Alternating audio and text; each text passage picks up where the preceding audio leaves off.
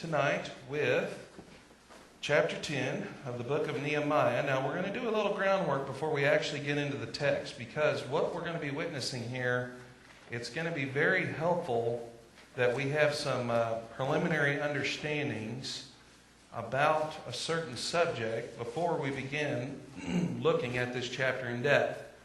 So, we have time to sign on the dotted line, lesson 11, chapter 10, and so we begin with restoring commitment. Following this time of awakening and revival, where the whole nation had acknowledged their sin and appealed to Yahweh for mercy and grace, a pivotal moment has come. These experiences are going to be a springboard for future piety or just a temporary mountaintop emotional episode. The leaders would set the course for national success or failure. The next steps would determine their fate as a nation, a people for God's own possession, or a people who would repeat the failures of their forefathers. And so we've seen quite a bit happen the last couple weeks as we investigated these chapters, and we've seen that they got out the book of the law, dusted it off, and read it among all the people. It has sparked revival among all the people, and also has got them back to doing some of the things they hadn't done since the time of Joshua. Specifically what? What was conducted with more widespread enthusiasm and participation since the time of Joshua? What did they do? No. It was a specific thing that they all engaged in. Feast of Tabernacles, booths, right? Remember, it was that was something they hadn't done in a long time. And so this whole scene where they participated in this, where they did where they each went out and had a couple of weeks to prepare, and then they participated in this feast, and they continued reading of the law, and so forth and so on. And so now they've had a real spark of revival among the people. And so the people realized that they needed to confess their sin, and they needed to get things set right. And so we see this amazing prayer last week, didn't we? That was just so much in there. One of the longest Levitical prayers that we have recorded. And in a nutshell, you don't have to go into all the details, but if you were just to describe the prayer in a nutshell, how would you describe that prayer? You guys remember? You know, you could really lay it side by side with the model prayer in the New Testament. Yeah, we said that because there were a lot of similarities there. Quite a bit more detail here. What do those details cover? Yes, pretty much their whole history as a people, right? Going back to creation and then on to Abraham, and then all the things that happened through Moses, and they were recounting how that whole thing went up until their time. And then it comes to them. So that's what we have here, is a very interesting thing. You're going to see how this lays the groundwork for what we're reading tonight, and you'll see why here shortly. So, what we need to understand tonight before we get into the text is something that I actually taught a whole class on this, a whole semester on this one subject. But I've pulled some of that material out so that we could kind of refresh our minds, and maybe some of us would be introduced to this material, and that is understanding covenants and understanding covenant relationships. Because what we have about to happen here is a covenant. That's about what they're getting ready to do. You guys remember the very last verse of chapter 9? Verse 38, it said, "Now because of all this, we are making an agreement in writing, and on the sealed document are the names of our leaders, our Levites, and our priests." And then we go on to see this. So this sets the stage for what we're going to see tonight. So we have basic covenant principles that we're going to look at, because once we understand these principles, and then we look at chapter Chapter 9 pulls into this as well, but most of chapter 10, you're going to see, oh yeah, this is what this is, and this is what you'll see here in a minute. So we have what's called a covenant formulary, the primary elements. A covenant formulary has to do with the essential elements by which any covenant can be identified and its basic nature understood. Here we are concerned with such things as identifying who is involved in a covenant, what ongoing duties are required of covenant members, the benefits or penalties associated with the covenant, and the means by which one enters into the covenant relationship. So, we have, this goes back into history, and so we have in the Bible, we use the term covenant a lot. We see that, right? The Old Covenant, the New Covenant, the Mosaic Covenant, all these kind of things. Well, in history, and Danny and I were just discussing this, we had the privilege of going to the Pearl Harbor, and the way they termed it there is the primary thing that's been at Pearl Harbor for many, many years is the memorial over the USS Arizona. You guys have seen that? I know some of you have been to it, right? Yeah. So it's the white out over the Arizona. It's this white building that's above it, and it's a memorial to all those that died there in Arizona. Well, I found this out, the history of it. It was through Reagan and what he did. And in the early 90s, I believe it was when they brought the USS Missouri, which is a battleship, a very famous battleship, primarily because, you can't answer, neither can you, because we just talked about it. But what's significant about the Missouri? A number of things, but very, very significant. Well, you know too. Okay, the armistice, that's where they signed their treaty of surrender, right? On the deck. In fact, we got to stand right exactly where that occurred. There's a plaque in the deck. I meant to pull a picture up for you, but I actually got some other pictures of some other things I want to show you. So, what you have there is a treaty. And these kind of things go way back. In fact, one of the earliest treaties that we know of was from 1259 BC. Okay, so that's a while ago, right? And so you have two warring entities. You have the Hittites and the Egyptians. And so there was a battle of Kadesh, and they formulated a treaty coming out of that battle. Now, how do we know this? Well, archaeologists in 1828, they found the Egyptian treaty document.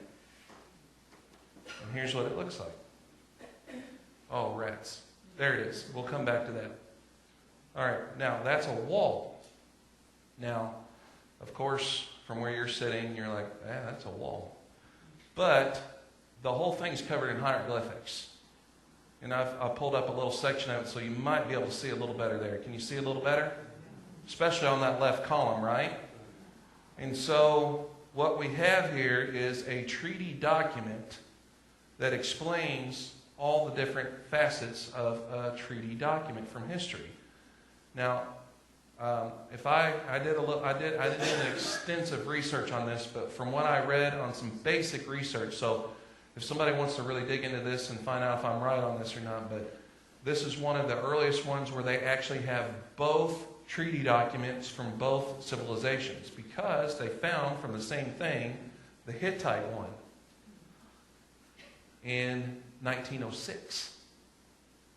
And so this is like what's called a cuneiform tablet. You guys know what cuneiform is? You ever heard of the Rosetta Stone? The software that you learn how to talk about.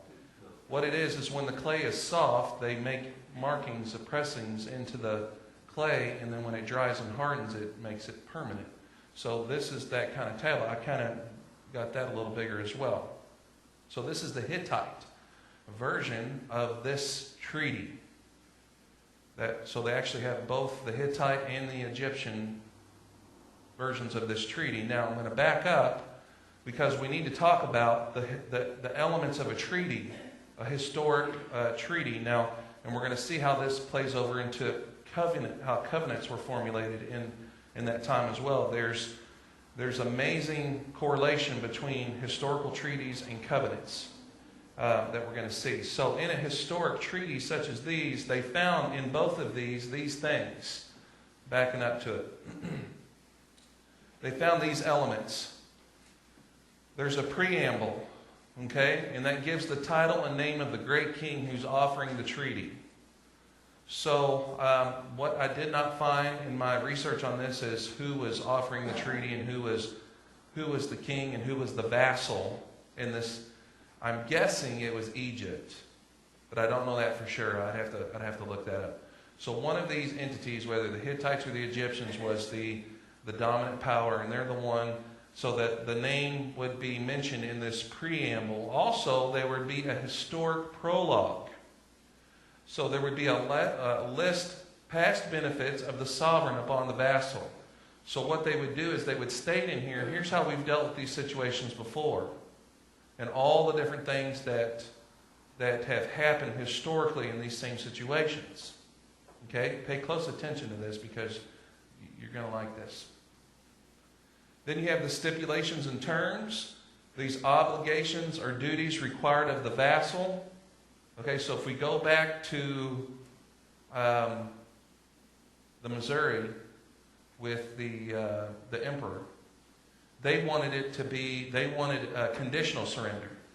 They wanted to negotiate. And what they were told was, we are not negotiating. These are the terms, and it's unconditional. Your unconditional surrender. And that's what they had to accept. Or maybe they were fearful, obviously, of a third H-bomb, right?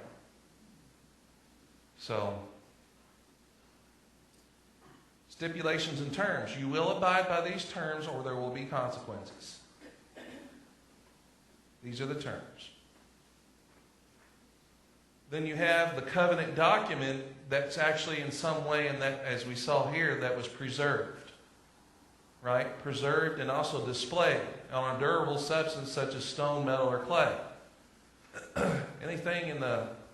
there anything in Old Testament about covenant? There was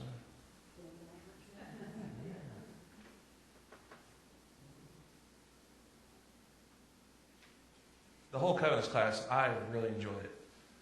And it's been a while, but there's so much to it because then you consider all the parallels, the direct parallels to the new covenant, where it's written upon our hearts. But anyway, witnesses. So there's a list of witnesses, documentation of those who witnessed the treaty. Then you have the blessings and curses. This is an explanation of the results of keeping or breaking the treaty. If you do this, like we say, this is how you'll benefit, and if you break it, this is how you'll be punished.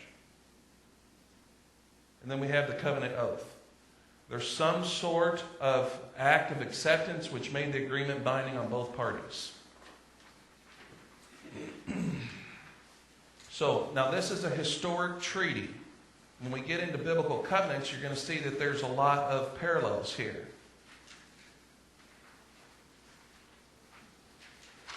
So, when we talk about the type of covenants in general, this is where we have two main type of covenants. And this is where we talk about bilateral.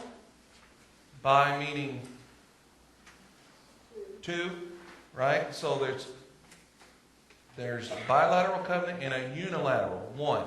So think of it like a one-way street or a two-way street.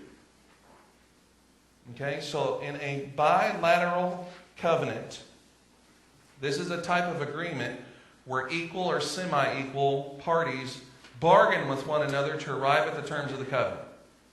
So, have any of you ever entered into a bilateral covenant? No, I'm not talking about marriage. We all know that's unilateral, right, guys? Actually, we can talk about that's another subject. What's that? When you buy a car. So what kind of agreement do we have there? It's bilateral. You negotiate the terms, right? So you may say, we will purchase this vehicle, pay this amount of money for it, and they'll say, well, you have a number of ways you can go about that. You can pay for it in cash, you can finance it a bunch of different ways, different terms, all these different things. But you might also say, and you're negotiating this, say, well, I want the trailer package, the hitch and all that stuff if we're going to sign this, right? And so you negotiate all those terms that come within it. And so, or you want a certain kind of warranty, which is a further type of covenant or agreement. And so that's bilateral. Now, unilateral is what we were just talking about there that happened with General MacArthur and the United States and what we offered to Japan. And it was, here are the conditions, accept it or reject it. There's no negotiations. And so this is a type of agreement where the terms are determined and offered by a superior to an inferior. There are no negotiations. The superior party stipulates the conditions, the blessings, and the curses, and the inferior party must either accept or reject the covenant entirely.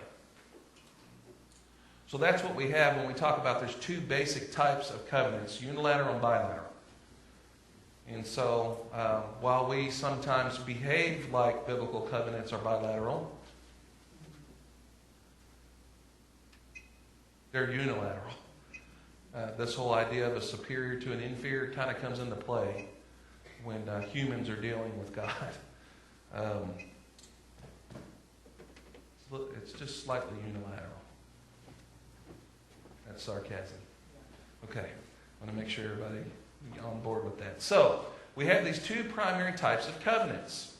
And so, now within the covenants that we see in the Bible, and this is very similar to a treaty, a historical treaty, we have primary elements of covenants. So, we have the parties involved, right? So, the parties are those who are formally involved in a covenant. As such, they are both clearly named in the covenant document, and there should be no question as to who is or is not involved in the arrangement. Business contracts demonstrate this feature by naming all the involved parties and what their relationship to the agreement is. So if we go back to a contract that you've signed to buy a car, is your great uncle responsible to pay off your car? No, they're not listed as a responsible party on the contract, are they? I mean, maybe they're a co-signer, but only if they decide to be part of it and bring themselves in as a co-signer, then they are a responsible party. They are a part of this covenant agreement. So if they're not listed there, they're not responsible. So the parties have to be spelled out very clearly on any kind of an agreement like this. So, we have the parties. Then we also have the terms. Defined under this title as stipulations, we've talked a little bit about this. These are the ongoing duties or responsibilities of the covenant that are to be faithfully completed by the vassal or inferior parties. Such terms in the Bible are usually identified in Scripture in connection with words such as perform, do, keep, or obey. Do those words show up at all in the Old Testament? You know, see, this is kind of funny. A lot of us, this is just kind of a little bit of a side note. Have you ever heard somebody say, well, I sure am glad I don't have to live under all the old covenant, right? Well, in some ways, yes. But a lot of times what people mean when they say that is that I don't have that much responsibility to behave or act or do a certain way. Isn't that kind of what they're saying a lot of times? When in fact, when we look at the things listed in the New Testament, they're just as binding and as many in the New Covenant as to the do's, things that we should be doing, things that we should not be doing, that are stipulations of the New Covenant. So when it talks about the and so forth and so on. So then we have what's called the promises and curses. That's a little strong language about curses, but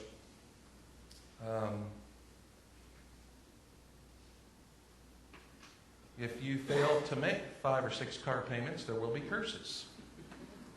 There will be someone that will be talking to you about that. So yes. Yeah, there are the rewards for keeping the covenant and the penalties for violating it or abandoning it. So this is pretty, we all understand this. I wouldn't surprise me if every single individual in here has entered into multiple covenants over their time. And then we have, is everybody good so far on this slide? I know I just went to it quickly. Everybody good? We can move on? And then we have oath swearing. Say that 10 times. Oath swearing, oath swearing, oath swearing. No matter what the content of the arrangement, it did not become active, binding, or in force until both parties swore the oath. This was the signing on the dotted line that bound the vassal to the contract and put him in line for the blessings or curses depending on his performance of the terms.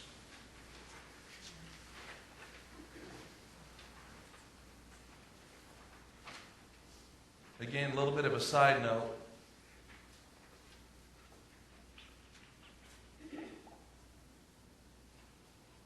Just want to jump to this because this is something I want to point out as far as New Covenant's concerned. What are, if you could just sum it up in a nutshell, the New Covenant stipulations?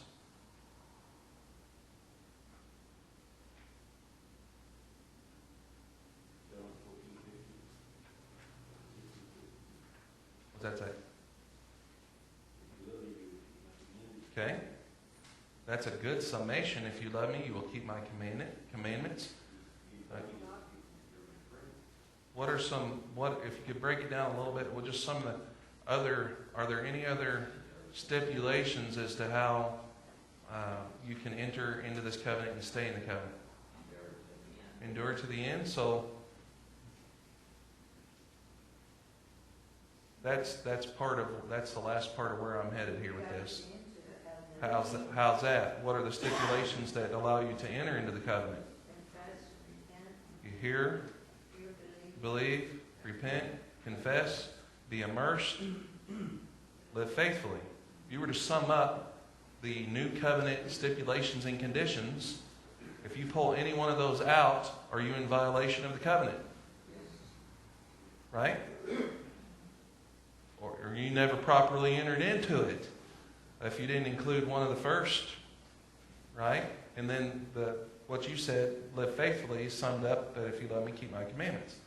So there's a lot of interesting things when you start studying covenants and see this also helps us to understand that when we are obedient to the gospel commands, to these stipulations, and then we decide that it's not a one-time event, because a covenant, that it's an ongoing relationship, right, between the two parties involved in the agreement, isn't it?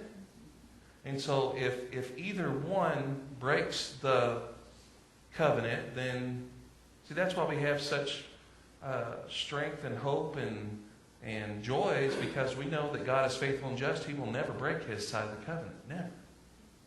And so that's when we start understanding covenants and the significance of them. It really helps us as we approach scriptures like this. So Nehemiah chapter 10 verse 1. Okay, so now that you know this stuff, right? I'm not going to advance the slide yet on purpose. Now that you know this, what we just talked about, then we're going to engage in some exercises as we move forward here. So as you look at, first of all, chapter 9, beginning with verse 5, what do we have here?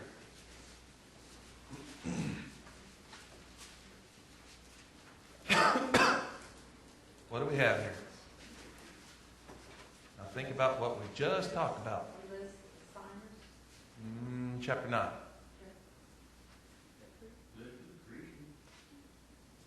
starting at verse 5. Okay, read what happens. Okay, start with verse 6 then, because you're getting hung up on the names. Yeah, what is it though? It's a historic preamble.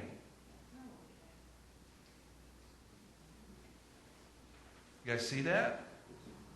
What are they doing through this whole thing is they are saying, this is our God. First they name, right off the bat, they name the great king, right? Of the Lord and God, creator and founder of everything, of the universe, the upholder of all things, right? Isn't that how it starts off? And then they get into this historic preamble and they go through all these different ways that God has what? Remember all the things we looked at? How he was faithful and just and loving and merciful and all those things. Remember how we looked at all that? That whole list? That's their recounting through what, like a historic preamble. What they're doing is they're saying to all the people, look, you're getting ready to enter into a covenant relationship. And we're showing you through this preamble how God has kept his end of the deal in every one of these circumstances. In fact, he's also been very merciful and full of grace throughout these whole situations, hasn't he? You guys remember that? That we were talking about? Could God at any point in time with the people, could he have... Well, this actually gets kind of deep. You talk about all the different things that are listed here and what happened with Moses and then the Assyrians and the Babylonians, all their history. What prevented God from just blotting them out? Saying, I'm done. He had every right to, didn't he? But there was one thing that prevented it. The Messiah was going to come. The promise to who? Abraham. Right? So... you had those two things running side by side, don't you? You got the Abrahamic covenant and the Mosaic covenant, and these things are running, right? And so, because God cannot go back on his word, he says this is going to happen. So there had to be a way that he could still carry out his justice and all these things and upholding the Mosaic covenant at the same time. Did the Mosaic covenant nullify the Abrahamic covenant? No. They ran concurrently, didn't they? And so, had he not made the Abrahamic covenant and all the people acted the way they did, be glad that Abraham did what he did. What's that? Go back a little bit further to Noah. Sure. Right. So that's in force as well. But specifically, if he had said, I'm going to raise up the Messiah from anywhere, and then they behaved that way, they could have been a whole heap of trouble, couldn't they? But he had both these things going, and you see how these things work. It's really quite fascinating, isn't it? And so we have here the historic preamble. The namer, you have the name of the king. You have the preamble, the historic prologue, and then that's recounting all of God's faithfulness. And then you have... and it says, now because of all this. Do you guys see that in verse 38? Because of all what? What they had just read. So what are they doing based on the fact of all this in verse 38 of chapter 9? Now they're entering into what? Covenant. And so we have now the covenant document. Okay? Smith summarizes this list of names. This is not insignificant. This is significant because this is what? Covenant document. So we can assume that somehow this was preserved for their people in some safe way, because this was the document that was the binding documents of their oath. They put their names to it. And so you have the leaders, the priests, and the Levites, and the post-exilic community agreed in writing that they would follow the law of God from that day forward. Nehemiah set the example by placing his name at the head of the list. All right, quit reading. Okay, now if you go through and read this list, you're not going to find Ezra. Did we have a discrepancy here? I thought Ezra was top dog in all this, wasn't he? I backed up on purpose. Quit reading. Quit reading. Why is Ezra not there? He's not there yet. Oh, he's there. He's a huge part of this. So do we have a problem? His name's not specifically listed here? What's that? There's a family name here. So it's not just him. In this list, we have family names and individuals. Okay, so his family is the very first one listed. I believe in verse 2. Yep, it's spelled a little differently. Sariah. Yep. Well, let's see when we get down to the priests. Yep. So he's actually falls into that family name. So you have then followed by Nehemiah put his name first, then followed the name of a certain Zedekiah who probably assisted Nehemiah in civil authority. Next are 21 priestly names, of which at least 15 are the names of families. This may explain why Ezra's name does not appear in the list. He was a member of Sariah family, which heads the list. 17 Levites and 44 leaders of the people were also signatories.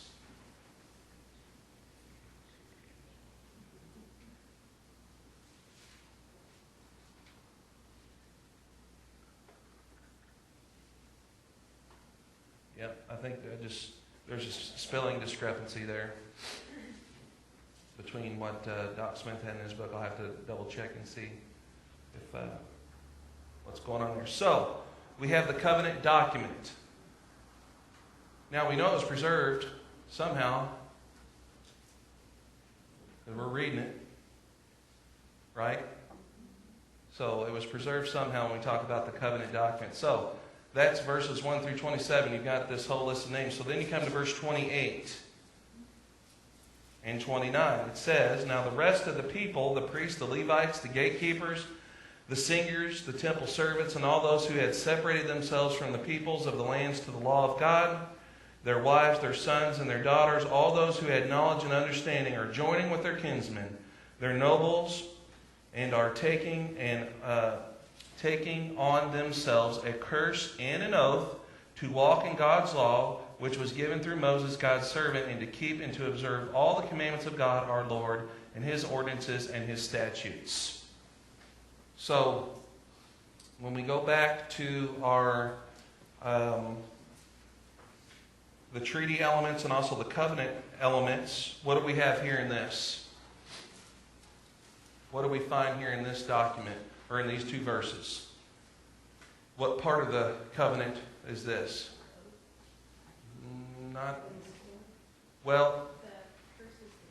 It's part of, we have oath here, right? But this is the parties, okay? And the oath kind of here together. This is kind of a two-in-one. So we've got a very specific thing listed here in the parties, as well as that this is also very much like an oath that they're making. It's kind of a two-in-one. So we've got the oath itself and the parties. Now, what we don't have here, and this is something that I want to do further study on, in other covenants, there was, they had to come in contact with the covenant blood.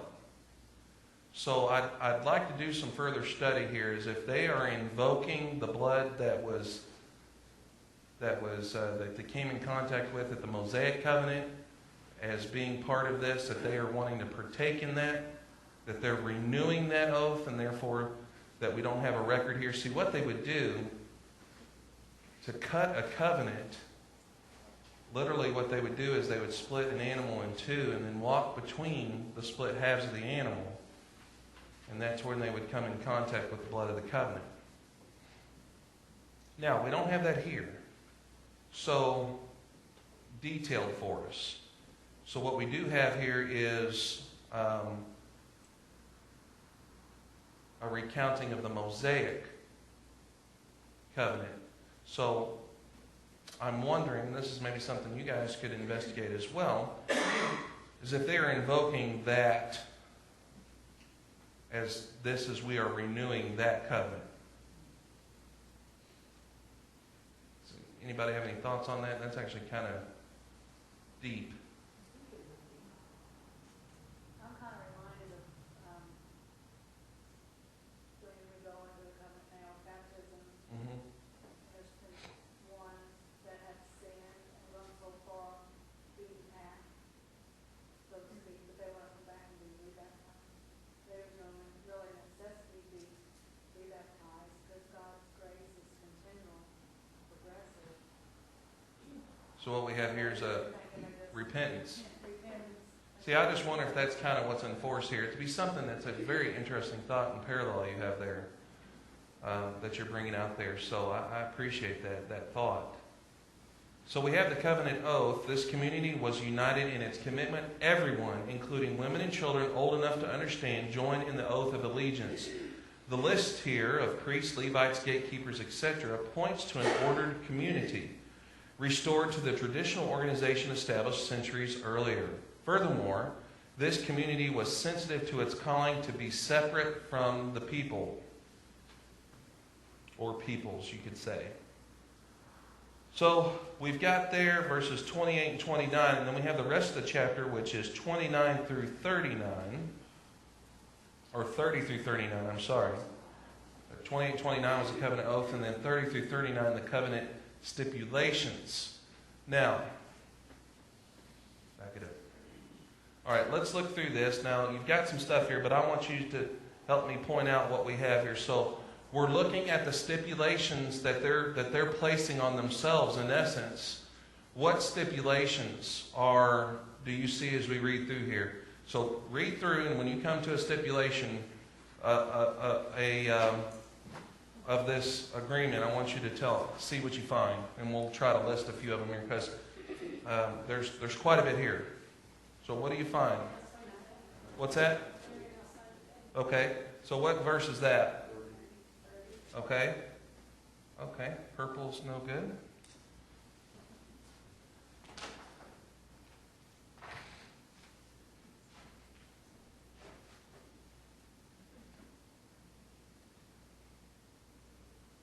Had that ever gotten them into trouble before? 31, keeping the Sabbath. What's that, Larry? 31's keeping the Sabbath. Okay.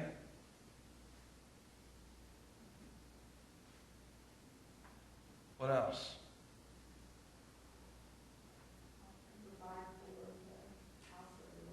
Okay. All right. Provide for the temple.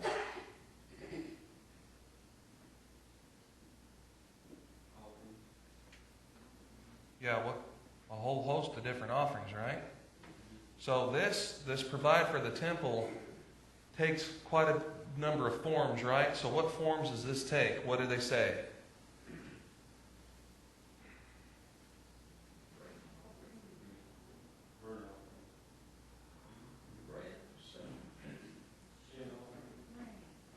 Okay, so there's grain. What else did you guys say? Burnt. What else? All right, I'm just going to put bread. Sin offering. So you got all these that they're reinstituting. Here's something else that's in there.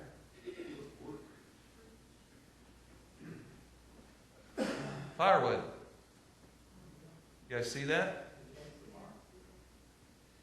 You guys see is that in there? Yeah, they had, so, yeah. Now, is this significant in any way?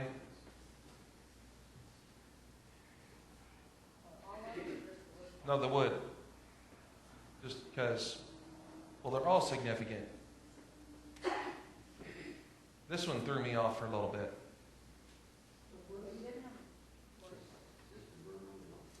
Yeah, they needed something to do everything, to do all these burnt offerings and things, right? So this was a commodity, wouldn't you think? So why would they have to ask for it? Well, why would they do that then? Because it was probably hard to come by, or it was something that was valuable, right? That's kind of what I took from it. What do you guys think? That would be like going to Haiti, or, I mean, that's a hard commodity in Haiti. Yeah, wood or charcoal even to cook. I mean, those kind of things. If you were responsible for providing that, or if it was provided and now that was put on you, because you want to carry out all the things that you're wanting to carry out with the temple, we're going to see an interesting quote as this wraps up. So, you guys see any others? So there's anything related to their harvest?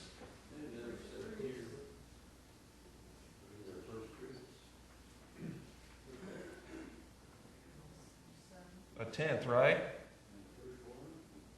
Ooh, firstborn.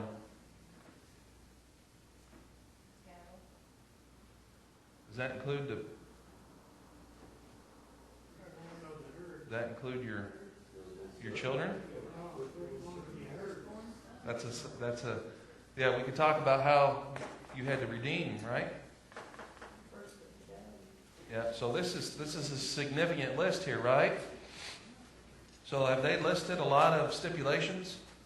Does this simply make your payment on the 15th of the month?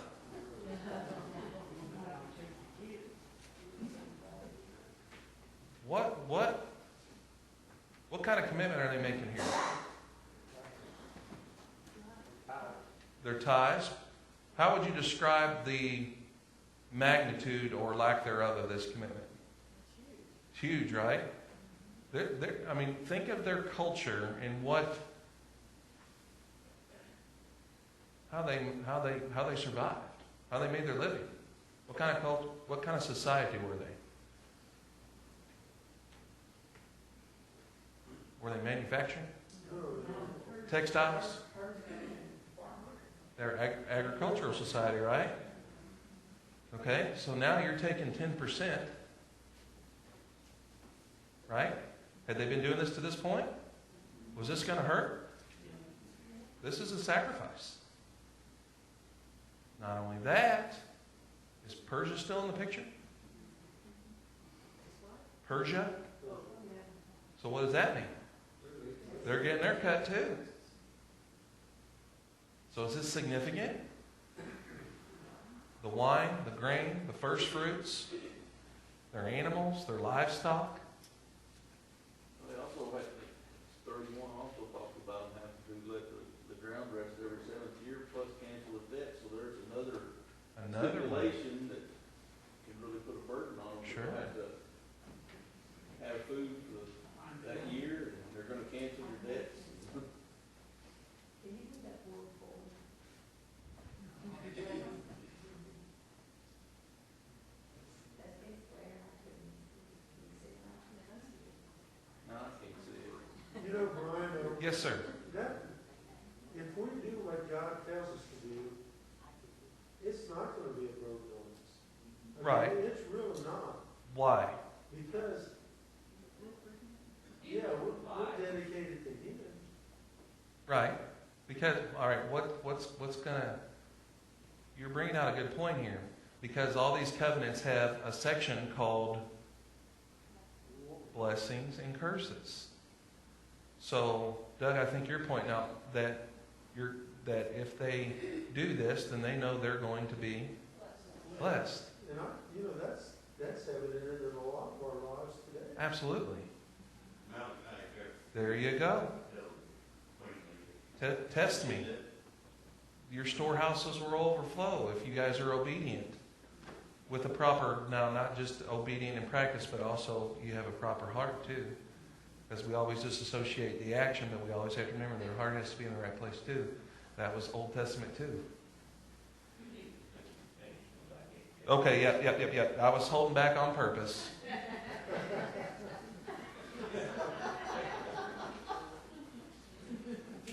I'll give you a second to catch up here. Because I wanted us to kind of dig through and find these things together. I like when we do that.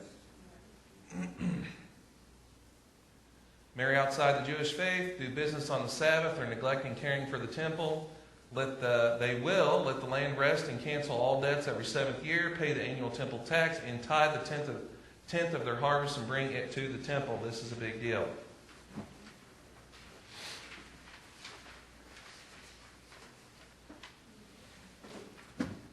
And so,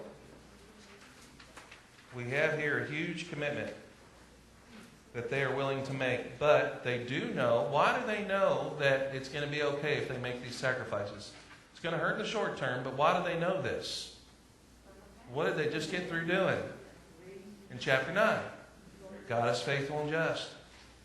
Look what He's done for His people through all time. We have no reason to believe He's going to forget us. Right? We could say the same here today.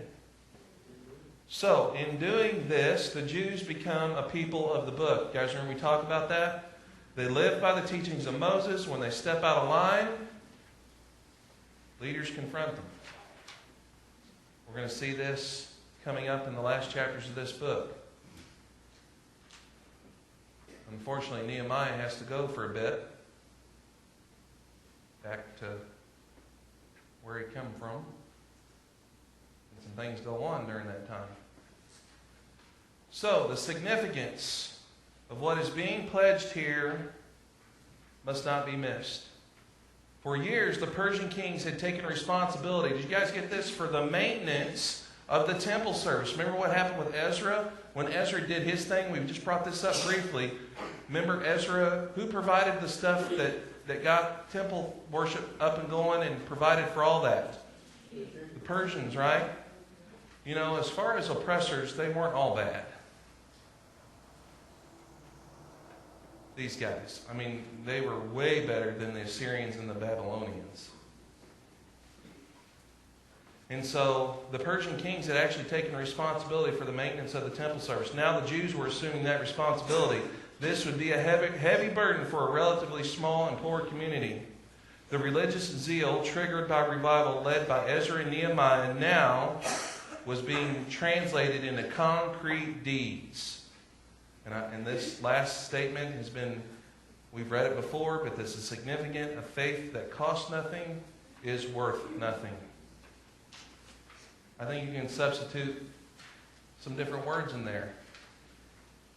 A faith that costs a lot is worth a lot. Or a faith that costs little is worth little.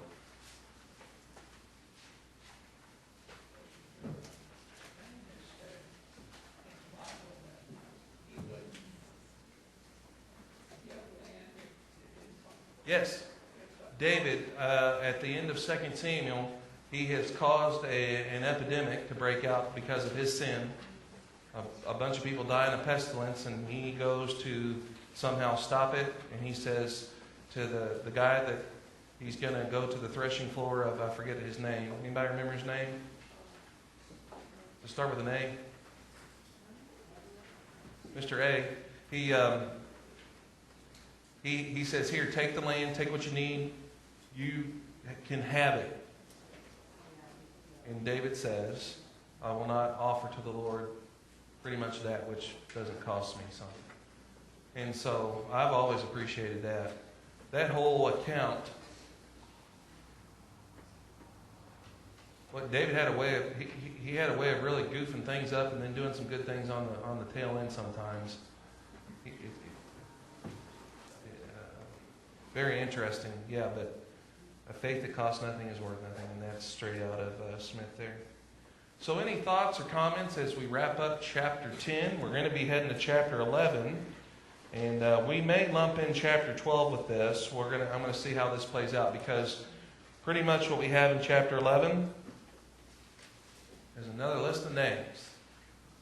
Pesky list of names. There's some other little things sprinkled in and among that, but we've come to learn not just to brush over those. So, any other thoughts or comments, questions on chapter 10?